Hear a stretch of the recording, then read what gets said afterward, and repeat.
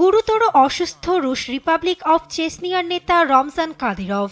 গুঞ্জন উঠেছে স্বাস্থ্যে দ্রুত অবনতি ঘটায় রাশিয়ার প্রেসিডেন্ট ভ্লাদিমির পুতিনের কাছে পদত্যাগের ইচ্ছা পোষণ করেছেন এ নেতা। সেই সঙ্গে নিজের তৃতীয় পুত্রকে উত্তরসূরি করতেও অনুরোধ করেন পুতিনকে। তবে সে অনুরোধ প্রত্যাখ্যান করেছেন রুশ প্রেসিডেন্ট। গণমাধ্যমের তথ্য বলছে, প্রকাশ্যে বিনয়ের ভঙ্গি থাকলেও ছেলেকে উত্তরসূরি করা নিয়ে বিরোধে জড়িয়েছেন এ দুই নেতা।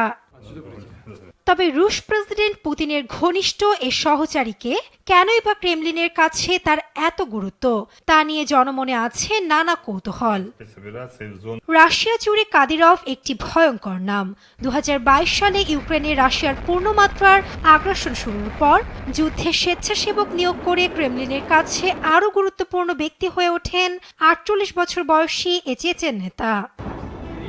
সাম্প্রতিক বৈঠকে 55,000 চেচেন সেনা ইউক্রেনে লড়াই করছে জানিয়ে পুতিনের কাছে নিজের গর্বের কথাও শোনান কাদিরভ। পাশাপাশি 15 লাখ জনসংখ্যার চেচনিয়ায় নিজের শাসনামলে অর্জিত নানা অর্থনৈতিক সাফল্যের দীর্ঘ তালিকাও পড়ে শোনান তিনি। তবে ইউক্রেন যুদ্ধে রমজান কাদিরভের তাৎপর্যপূর্ণ অবদানের পরও উত্তরসূরি হিসেবে তৃতীয় পুত্র 17 বছর বয়সী আদম কাদিরভকে পছন্দ নয় প্রেসিডেন্ট পুতিনের। পাশাপাশি চেচনিয়ার সংবিধান অনুযায়ী 30 বছরের নিচে কেউ প্রজাতন্ত্রটির প্রধান হতে পারেন না। এছাড়া সূত্র মতে ছেলেকে রাজপুত্রের মতো বড় করায় বাস্তব জগৎ সম্পর্কেও নেই পর্যাপ্ত জ্ঞান। অন্যদিকে এ পদে ক্রেমলিনের পছন্দের শীর্ষে রয়েছেন 51 বছর বয়সী চেচনিয়ার শীর্ষ নিরাপত্তা কর্মকর্তা আবদি আলাউদ্দিনভ।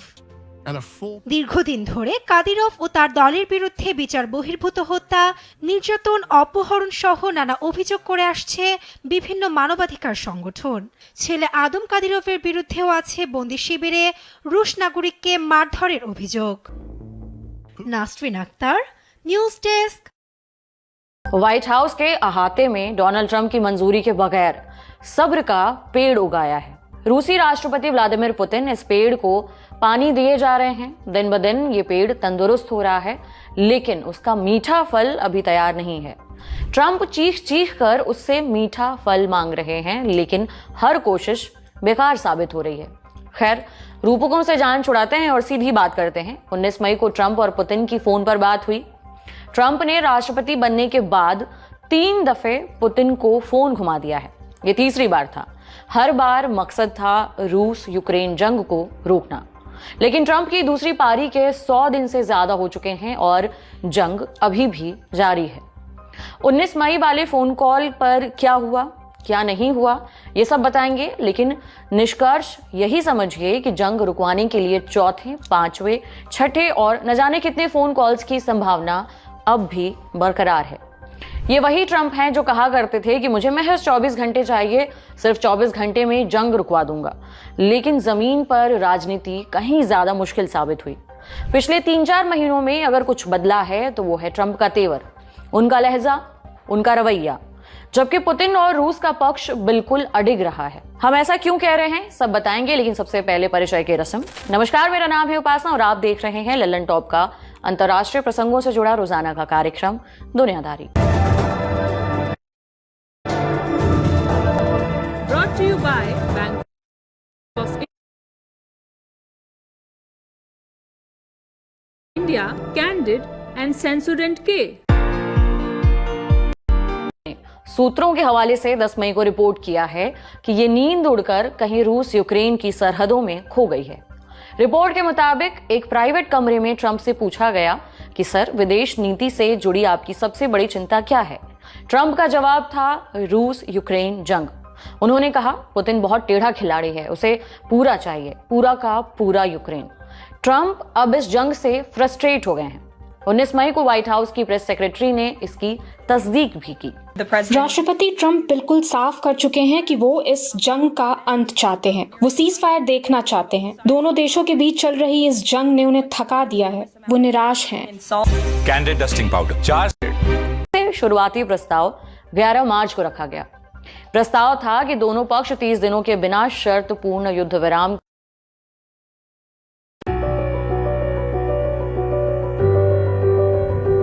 ফিলিস্তিনের গাজায় স্বাধীনতাকামী হামাসের বিরুদ্ধে সামরিক অভিযান শুরুর পর থেকে গত 2 বছরে উপত্যকাটিকে ধ্বংসস্তূপে পরিণত করে ফেলেছে মধ্যপ্রাচ্যের দখলদার রাষ্ট্র ইসরায়েল। হামাসের সঙ্গে যুদ্ধ শুরুর পর থেকে গাজাকে পুরো অবরুদ্ধ করে ফেলেছে দেশটির সেনারা। গাজাকে পুরোপুরি নিজেদের আয়ত্তে নেওয়াই লক্ষ্য বলে জানিয়েছিল ইসরায়েল।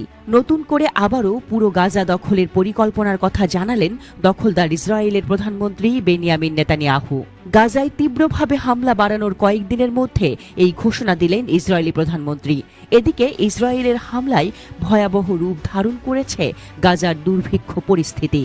খাদ্যাভাবে থাকা গাজার নাগরিকদের মানবেতর ছবি আন্তর্জাতিক মহলকে ব্যাপকভাবে নাড়া দিচ্ছে। এ পরিস্থিতিতে যুক্তরাষ্ট্র সহ আন্তর্জাতিক চাপের মুখে গাজায় মানবিক সহায়তা পৌঁছাতে দিতে রাজি হয়েছেন নেতানিয়াহু। ব্যক্তিগত টেলিগ্রাম চ্যানেলে প্রকাশিত এক ভিডিওতে নেতানিয়াহু বলেন, গাজায় স্থল অভিযানের মধ্যেও সেখানে ত্রাণ সহায়তা পুনরায় চালু করা প্রয়োজন, কারণ ইসরায়েলের ওপর চাপ লাল রেখার কাছাকাছি চলে আসছে। হামাসকে পরাজিত করতে এবং ইসরায়েলের জিম্মিদের মুক্ত করতে গাজাকে দুর্ভিক্ষের পর্যায়ে নিয়ে যাওয়া ঠিক হবে না। মানবিক সাহায্য পুনরায় চালু করার সিদ্ধান্তের বিরোধিতাকারী ইসরায়েলিদের উদ্দেশ্যে তিনি বলেন, তারা হয়তো এ বিষয়ে ইসরায়েলকে সমর্থন করবে না, তবে একই সঙ্গে ইসরায়েল পুরো গাজা দখল করতে যাচ্ছে বলেও বিরোধিতাকারীদের আশ্বস্ত করেন নেতানিয়াহু। এর আগে মার্কিন যুক্তরাষ্ট্র এবং আন্তর্জাতিক সমালোচনার মুখে গত রবিবার সন্ধ্যায় গাজায় সীমিত আকারে মানবিক ত্রাণ প্রবেশ করতে দেওয়া হবে বলে ঘোষণা দিতে বাধ্য হন নেতানিয়াহু। ইসরায়েলি দখলদার বাহিনীর নিরাপত্তা মন্ত্রী সভার বৈঠকে কোনো আনুষ্ঠানিক ভোট ছাড়াই এই সিদ্ধান্ত নেওয়া হয়। ইসরায়েলি গণমাধ্যমগুলো বলছে, নেতানিয়াহুর ঘোষণার পর বৈঠকটি দ্রুত স্থগিত করা হয়। বিষয়টিকে ইসরায়েলি মন্ত্রিসভার কট্টর ডানপন্থী নেতাদের বিরোধিতা এড়ানোর কৌশল হিসেবে দেখা হচ্ছে। তবে ওই বৈঠকে গাজায় মানবিক সহায়তা চালুর আগে মতামত নিতে ভোটাভুটির দাবি জানান কট্টর ডানপন্থী জাতীয় নিরাপত্তা মন্ত্রী ইতামার বেন গাভির। তবে তার এই প্রস্তাবকে প্রত্যাখ্যান করা হয়। এরপরই কট্টর ডানপন্থী জাতীয় নিরাপত্তা মন্ত্রী ইতামার বেন গাভিরকে শান্ত করতে দেশটির অর্থমন্ত্রী বেজালেন স্মোটরিচ যুক্তি দেন যে গাজায় যাওয়া ত্রাণ সামগ্রী হামাস যোদ্ধাদের কাছে পৌঁছাবে না। ইসরায়েলের সরকারের সিদ্ধান্তকে সমর্থন করে তিনি বলেন, হামাসকে ধ্বংস করাই আমাদের প্রধান লক্ষ্য। স্মোটরিচ আরও বলেন, নতুন ব্যবস্থাপনার অধীনে একটি বেসরকারি সংস্থা গাজার জনসংখ্যার জন্য সীমিত পরিমাণে খাদ্য ও চিকিৎসা সামগ্রী সরবরাহ করবে। কেবল আন্তর্জাতিক সমালোচনা ও যুদ্ধ অপরাধের অভিযোগ থেকে মুক্তি পেতেই এ সিদ্ধান্ত নিয়েছে ইসরায়েল। এর ফলে বেসামরিক নাগরিকরা সামান্য খাবার পাবে এবং আন্তর্জাতিক সমর্থন বজায় থাকবে। প্রথম অবস্থায় গাজার রুটি তৈরির কারখানা ও গণরান্নাঘরে সামান্য পরিমাণে ত্রাণ সরবরাহ করা হবে বলেও জানান ইসরায়েলি অর্থমন্ত্রী বেজালেন স্মোটরিচ। আসসালামু আলাইকুম, আমি তুষার এন্ড আমি ভাবছিলাম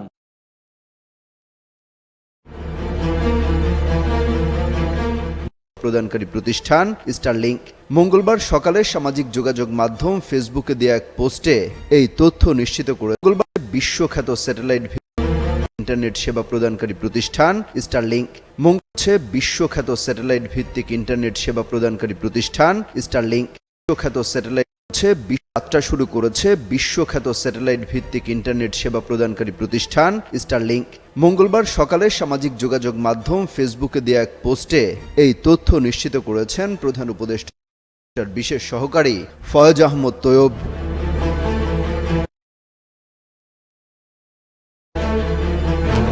পোস্টে তিনি বলেন, স্টারলিংক অফিসিয়ালি বাংলাদেশের যাত্রা শুরু করেছে। সোমবার বিকালে তারা ফোন কলে বিষয়টি জানিয়েছেন এবং আজ সকালে তাদের এক্স হ্যান্ডেলে বিষয়টি নিশ্চিত করেছে। জানা গেছে, শুরুতে স্টারলিংক দুটি প্যাকেজ দিয়ে কার্যক্রম শুরু করছে, স্টারলিংক রেসিডেন্স ও রেসিডেন্স লাইট। অপরটিতে ৪,২০০ টাকা পড়বে, একটিতে ৬,০০০ টাকা। মাসিক খরচ একটিতে ৬,০০০ টাকা, অপরটিতে ৪,২০০ টাকা পড়বে। তবে সেটআপ যন্ত্রপাতির জন্য ৪৭,০০০ টাকা এককালীন খরচ হবে বলেও জানায় ফজ আহমদ। তিনি বলেন, এখানে কোনো স্পিড বা ডাটা লিমিট নেই। ব্যক্তি ৩০০ MBPS পর্যন্ত গতির আনলিমিটেড ডেটা ব্যবহার করতে পারবে। যে কোনো সময় ইউক্রেনকে লক্ষ্য করে ইন্টারকন্টিনেন্টাল ব্যালিস্টিক মিসাইল দিয়ে হামলা চালাবে রাশিয়ার সামরিক বাহিনী, যার মাধ্যমে 10,000 কিলোমিটারের মধ্যে থাকা ইউক্রেনের জনজীবন মারাত্মক ক্ষতির সম্মুখীন হবে। মস্কোর বিরুদ্ধে এমন অভিযোগ এনেছে ইউক্রেনের সামরিক গোয়েন্দা সংস্থা GUR। এদিকে যুদ্ধ শুরুর 3 বছর পর ইউক্রেনে সবচেয়ে বড় ড্রোন হামলা চালিয়েছে রাশিয়া, যাকে ঘিরে আবারও স্থবির হয়ে পড়েছে যুদ্ধবিরতির আলোচনা। অন্যদিকে পারমাণবিক ক্ষেপণাস্ত্র পরীক্ষা চালাতে পারে মস্কো, এমন দাবি করছে আন্তর্জাতিক সংবাদ মাধ্যমগুলো। তবে কি পরমাণু যুদ্ধেই যাচ্ছে রাশিয়া? মার্কিন প্রেসিডেন্ট ডোনাল্ড ট্রাম্পের চাপের মুখে যুদ্ধ শুরুর 3 বছরেরও বেশি সময় পর গত 16 মে প্রথমবারের মতো মুখোমুখি আলোচনায় বসে রাশিয়া ও ইউক্রেনের প্রতিনিধি দল। তুরস্কের মধ্যস্থতায় ইস্তানবুল শহরে হয়েছে এই আলোচনা। এ সময় ইউক্রেনের প্রতিনিধি দলের সদস্যরা সামরিক পোশাকেই অংশ নেয় বৈঠকে, যদিও রাশিয়ার প্রতিনিধিদের স্বাভাবিক পোশাকেই দেখা গেছে। আলোচনার মাধ্যমে রাশিয়া ও ইউক্রেন প্রত্যেকে 1000 যুদ্ধবন্দী বিনিময়ে সম্মত হয়েছে। তবে যুদ্ধবিরতিতে যেতে ব্যর্থ হয়েছে এই বৈঠক। মার্কিন প্রশাসনের কাছ থেকে সামরিক সাহায্য আর পাচ্ছে না ইউক্রেন, যার ফলে যুদ্ধবিরতির জন্য মুখিয়ে আছে দেশটি। গত ফেব্রুয়ারিতে হোয়াইট হাউসে মার্কিন প্রেসিডেন্ট ট্রাম্পের সাথে ইউক্রেনের প্রেসিডেন্ট ভলোদিমির জেলেনস্কির তুমুল কথার লড়াই হয়। এরপর থেকেই মূলত বন্ধ হয়ে যায় কিয়েভের জন্য হোয়াইট হাউসের সাহায্যের দ্বার।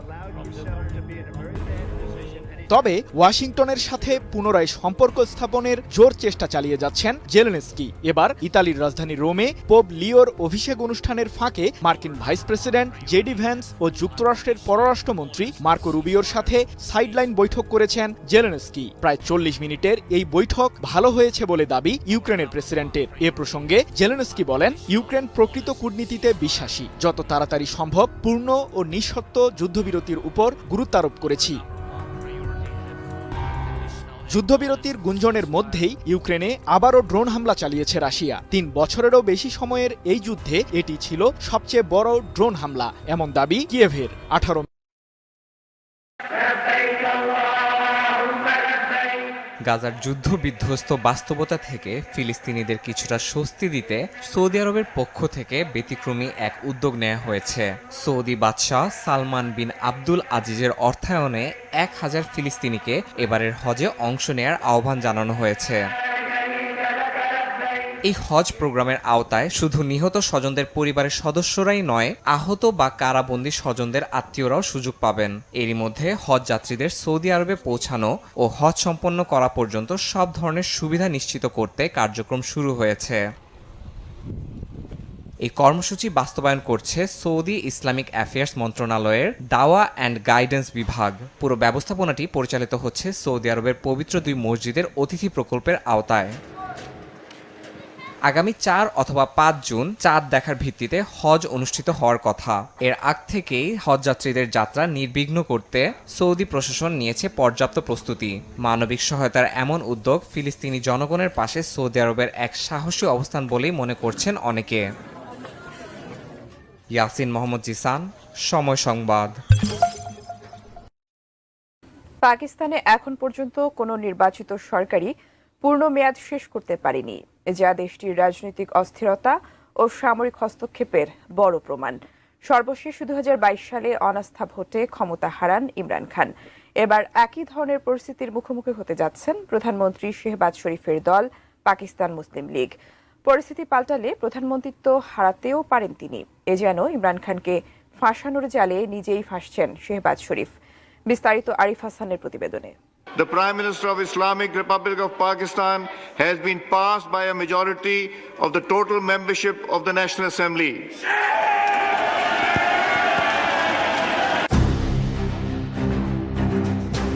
তিন বছর আগের দৃশ্যপট আবার উল্টো ধারায় ফিরে আসছে পাকিস্তানের রাজনীতিতে। 2022 সালে ইমরান খানকে ক্ষমতা থেকে সরাতে যিনি অনাস্থা প্রস্তাব এনেছিলেন, সেই শেহবাজ শরীফের দল পাকিস্তান মুসলিম লীগ একই ধরনের রাজনৈতিক চক্রান্তের মুখোমুখি হতে যাচ্ছে। পাকিস্তানের সংবাদ মাধ্যম জিও টিভি বলছে, প্রধান বিরোধী দল তেহরিক ইনসাফ পিটিআই এখন শেহবাজ শরীফ ও স্পিকার আয়াজ সাদিকের বিরুদ্ধে অনাস্থা প্রস্তাব আনার প্রস্তুতি নিচ্ছে। পিটিআই এর এই পদক্ষেপ শুধু প্রতিশোধ নয়, বরং বর্তমান সরকারকে চাপে রাখার একটি কৌশল বলেই বিশ্লেষকরা মনে করছেন।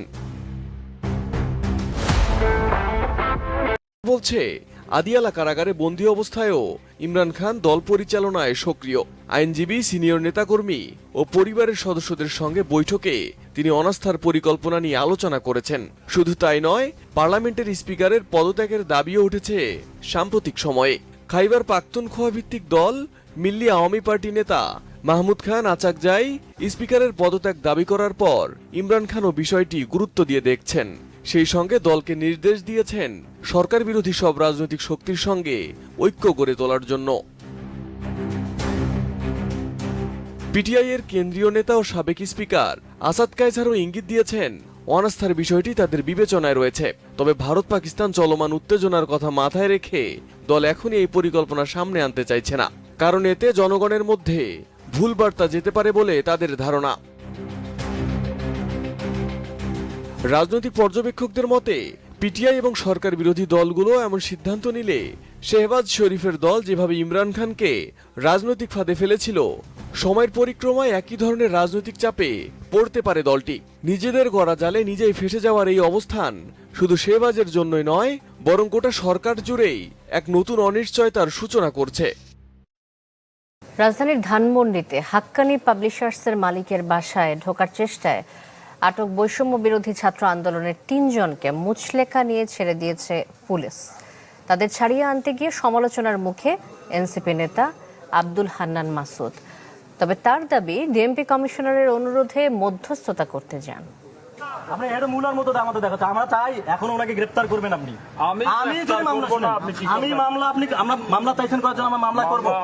হাক্কানি পাবলিশার্সের মালিক গোলাম মোস্তফাকে আওয়ামী লীগের দোসর আখ্যা দিয়ে সোমবার মধ্যরাতে তার ধানমন্ডির বাসায় ঢোকার চেষ্টা করে বৈষম্য বিরোধী ছাত্র আন্দোলনের কয়েক নেতা।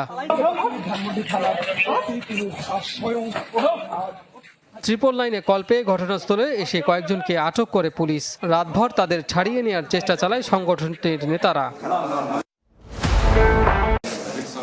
মঙ্গলবার দুপুরের পর এনসিপির কেন্দ্রীয় নেতা হান্নান মাসুদ কয়েক নেতাকর্মীকে নিয়ে হাজির হয় থানায়। বৈঠক করেন পুলিশের কয়েকজন কর্মকর্তার সাথে। প্রায় 1 ঘন্টা বৈঠকের পর বেরিয়ে আসেন হান্নান।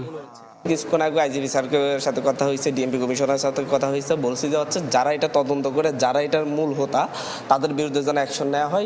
সন্ধ্যায় ফেসবুক স্ট্যাটাসে দাবি করেন ডিএমপি কমিশনারের অনুরোধে ঘটনার মধ্যস্থতা করতে সেখানে যান তিনি। পুলিশ জানায় ভবিষ্যতে কারো বাড়িতে ঢোকার চেষ্টা করবে না, এমন মুচলেকায় আটককৃতদের ছেড়ে দেওয়া হয়েছে। একটা মেসেজ তো দেওয়া হয়েছে যে এরকম এই কাজগুলো আর করা যাবে না, যেহেতু কোনো অপরাধ সংগঠিত হয় নাই, ওই জন্য আমরা ওই সব জায়গায় কথা বলে আপাতত শেষবারের মতো আর কি মুচলেকা নিয়ে আমরা ছেড়ে দিচ্ছি। ঘটনা জানাজানি হলে বৈষম্য বিরোধী ছাত্র আন্দোলনের মোহাম্মদপুর থানা এলাকার আহ্বায়ক সাইফুল ইসলাম রাব্বি সহ 3 জনকে অব্যাহতি দেয় সংগঠনটি। কাজী ফয়সাল, চ্যানেল 24, ঢাকা। একদিকে পাকিস্তানের হুমকি ধামকি, অন্যদিকে টেস্ট ড্রাইভে চীনের 6ষ্ঠ প্রজন্মের যুদ্ধবিমান। ইতিহাসে ভারতের এমন করুণ পরিণতির ঘটনা খুব বেশি নেই। অন্যদিকে ভারত পাকিস্তান যুদ্ধের পর বিশ্বব্যাপী অস্ত্র ব্যবসাও বেশ রমরমা। যুক্তরাষ্ট্রের মধ্যপ্রাচ্যের বিভিন্ন দেশের সাথে অস্ত্র বিক্রির চুক্তির পর হঠাৎ করেই অস্ত্রের বাজারের মধ্যমণি হয়ে উঠেছে চীনের চেংদু J-36 যুদ্ধবিমান। বেশ কয়েক মাস আগে চীন গোপনে টেস্ট ফ্লাইটের মাধ্যমে উন্মোচন করে তাদের 6ষ্ঠ প্রজন্মের স্টেলথ যুদ্ধবিমান চেংদু J-36। কেউ বলছেন এটি চীনের সামরিক প্রযুক্তিতে এক যুগান্তকারী অগ্রগতি, আবার কেউ সন্দেহ প্রকাশ করছেন আদৌ কি এটি বাস্তব যুদ্ধের উপযোগী নাকি কেবল উচ্চাকাঙ্ক্ষী প্রদর্শনী। J-36 এর সবচেয়ে আলোচিত দিক হলো এটি টেইললেস ডায়মন্ড আকৃতির ব্লেন্ডেড উইং বডি ডিজাইন। কোনো উল্লম্ব ফিন, টেইল বা স্টেবিলাইজার নেই, ফলে রাডারে ধরা পড়ার আশঙ্কা অনেক কম। দেখতে অনেকটা স্টেলথ বোম্বার ও ফাইটার জেটের মিশ্রণ, যা মার্কিন B-2 ও B-21 এর নকশার সঙ্গে তুলনা করা যায়। এই ধরনের ফ্লাইং উইং ডিজাইন বিমানের গতিশীলতা ও স্টেলথ ক্ষমতা বাড়ায়, তবে এর জন্য অত্যাধুনিক ফ্লাই বাই ওয়্যার প্রযুক্তি প্রয়োজন হয়।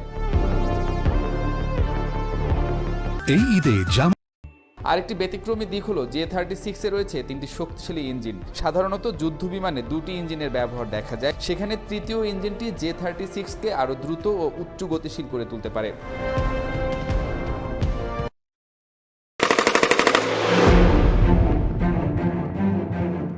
সীমা লঙ্ঘনকারীর পতন অনিবার্য। গাজায় ইসরায়েলের বর্বরতার সীমা এতটাই লঙ্ঘন করেছে যে তাতে শিউরে উঠছে পশ্চিমারাও।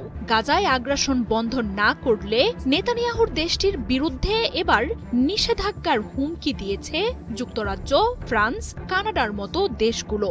স্পেন, নিউজিল্যান্ড সহ আরও 22টি দেশ গাজায় তাৎক্ষণিক সামরিক অভিযান বন্ধের আহ্বান জানিয়েছে। তা না হলে ইসরায়েলকে কঠোর পরিণতি ভোগ করতে হবে বলে হুঁশিয়ারি দিয়েছে পশ্চিমা এসব দেশ। 2 বছরের যুদ্ধে নেতানিয়াহুর বাহিনীর তাণ্ডবে এখন ছিন্ন ভিন্ন ফিলিস্তিন।